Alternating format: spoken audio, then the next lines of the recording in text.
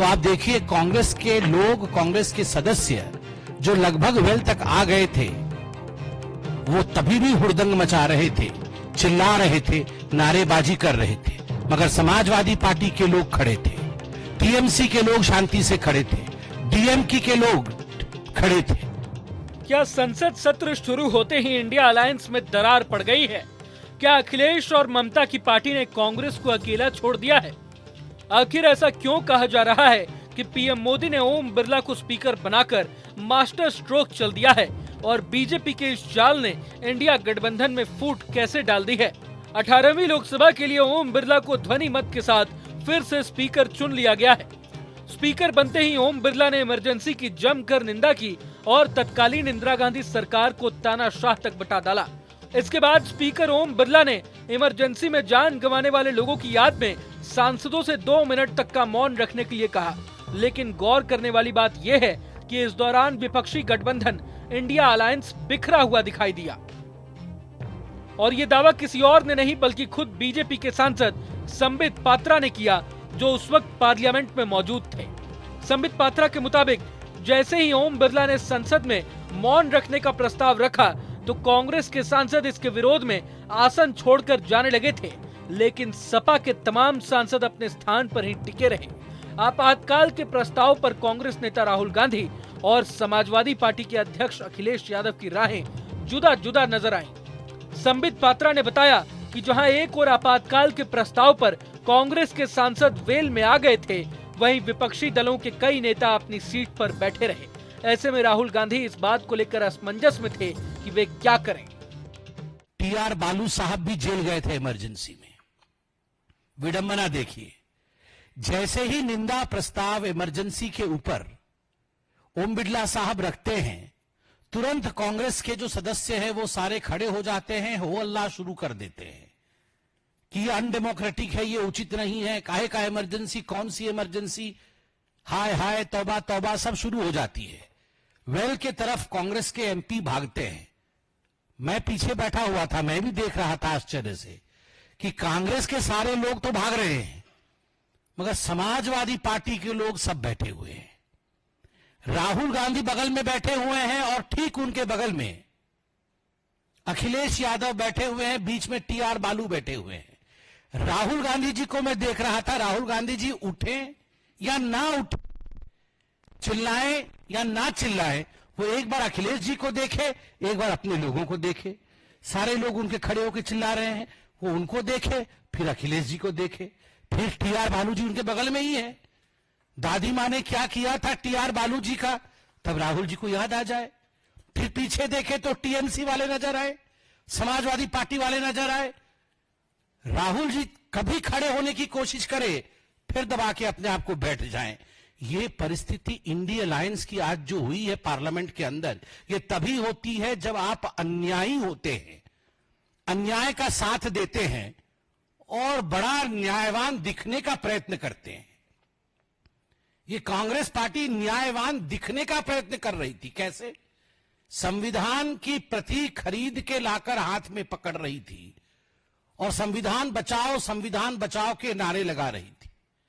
राहुल जी, संविधान की प्रति खरीद के लाके हाथ में पकड़ने से संविधान नहीं बचता है। संविधान के प्रति हृदय में सम्मान होने से संविधान बचता है।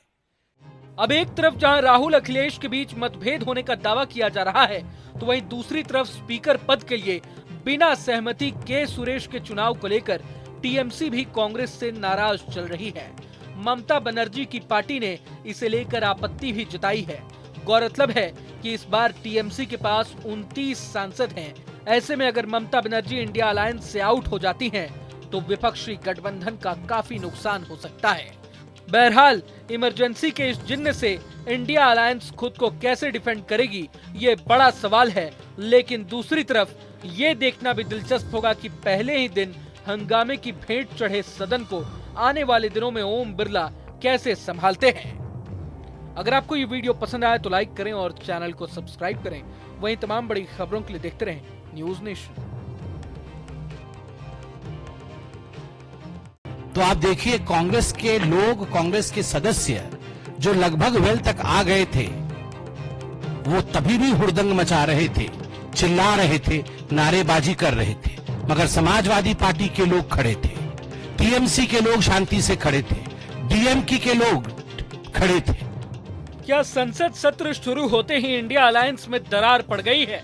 क्या अखिलेश और ममता की पार्टी ने कांग्रेस को अकेला छोड़ दिया है? आखिर ऐसा क्यों कहा जा रहा है कि पीएम मोदी ने ओम बिरला को स्पीकर बनाकर मास्टर स्ट्रोक चल दिया है और बीजेपी के इस जाल ने इंडिया गठबंधन में फूट कैसे डाल दी है? 18वीं लोकसभा के लिए ओम बिरला को ध्वनि मत के साथ फिर से स्पीकर चुन लिया गया है। स्पीकर बनते ही ओम बिरला ने इमरजेंसी की जमकर निंदा की और तत्कालीन इंदिरा गांधी सरकार को तानाशाह तक बता डाला। इसके बाद स्पीकर ओम बिरला ने इमरजेंसी में जान गंवाने वाले लोगों की याद में सांसदों से 2 मिनट तक का मौन रखने के लिए कहा। लेकिन गौर करने वाली बात यह है कि इस दौरान विपक्षी गठबंधन इंडिया अलायंस बिखरा हुआ दिखाई दिया और ये दावा किसी और ने नहीं बल्कि खुद बीजेपी के सांसद संबित पात्रा ने किया, जो उस वक्त पार्लियामेंट में मौजूद थे। संबित पात्रा के मुताबिक जैसे ही ओम बिरला ने संसद में मौन रखने का प्रस्ताव रखा तो कांग्रेस के सांसद इसके विरोध में आसन छोड़कर जाने लगे थे, लेकिन सपा के तमाम सांसद अपने स्थान पर ही टिके रहे। आपातकाल के प्रस्ताव पर कांग्रेस नेता राहुल गांधी और समाजवादी पार्टी के अध्यक्ष अखिलेश यादव की राहें जुदा जुदा नजर आईं। संबित पात्रा ने बताया कि जहां एक और आपातकाल के प्रस्ताव पर कांग्रेस के सांसद वेल में आ गए थे, वहीं विपक्षी दलों के कई नेता अपनी सीट पर बैठे रहे। ऐसे में राहुल गांधी इस बात को लेकर असमंजस में थे कि वे क्या करें। टीआर बालू साहब भी जेल गए थे इमरजेंसी में। विडंबना देखिए, जैसे ही निंदा प्रस्ताव इमरजेंसी के ऊपर ओम बिरला साहब रखते हैं, तुरंत कांग्रेस के जो सदस्य हैं वो सारे खड़े हो जाते हैं, हो अल्लाह शुरू कर देते हैं कि ये अनडेमोक्रेटिक है, ये उचित नहीं है, काहे का इमरजेंसी, कौन सी इमरजेंसी, हाय हाय तौबा तौबा सब शुरू हो जाती है। वेल के तरफ कांग्रेस के एमपी भागते हैं। मैं पीछे बैठा हुआ था, मैं भी देख रहा था आश्चर्य से कि कांग्रेस के सारे लोग तो भाग रहे हैं, मगर समाजवादी पार्टी के लोग सब बैठे हुए हैं। राहुल गांधी बगल में बैठे हुए हैं और ठीक उनके बगल में अखिलेश यादव बैठे हुए हैं, बीच में टीआर बालू बैठे हुए हैं। राहुल गांधी जी को मैं देख रहा था, राहुल गांधी जी उठे या ना उठे, चिल्लाएं या ना चिल्लाएं, वो एक बार अखिलेश जी को देखे, एक बार अपने लोगों को देखे। सारे लोग उनके खड़े होकर चिल्ला रहे हैं, वो उनको देखे, फिर अखिलेश जी को देखे, फिर टीआर बालू जी उनके बगल में ही है। दादी माँ ने क्या किया था टीआर बालू जी का, तब राहुल जी को याद आ जाए। फिर पीछे देखे तो टीएमसी वाले नजर आए, समाजवादी पार्टी वाले नजर आए। राहुल जी कभी खड़े होने की कोशिश करे, फिर दबा के अपने आप को बैठ जाएं। ये परिस्थिति इंडिया अलायंस की आज जो हुई है पार्लियामेंट के अंदर, ये तभी होती है जब आप अन्यायी होते हैं, अन्याय का साथ देते हैं और बड़ा न्यायवान दिखने का प्रयत्न करते हैं। ये कांग्रेस पार्टी न्यायवान दिखने का प्रयत्न कर रही थी। कैसे? संविधान की प्रति खरीद के लाकर हाथ में पकड़ रही थी और संविधान बचाओ के नारे लगा रही थी। राहुल जी, संविधान की प्रति खरीद के लाके हाथ में पकड़ने से संविधान नहीं बचता है। संविधान के प्रति हृदय में सम्मान होने से संविधान बचता है।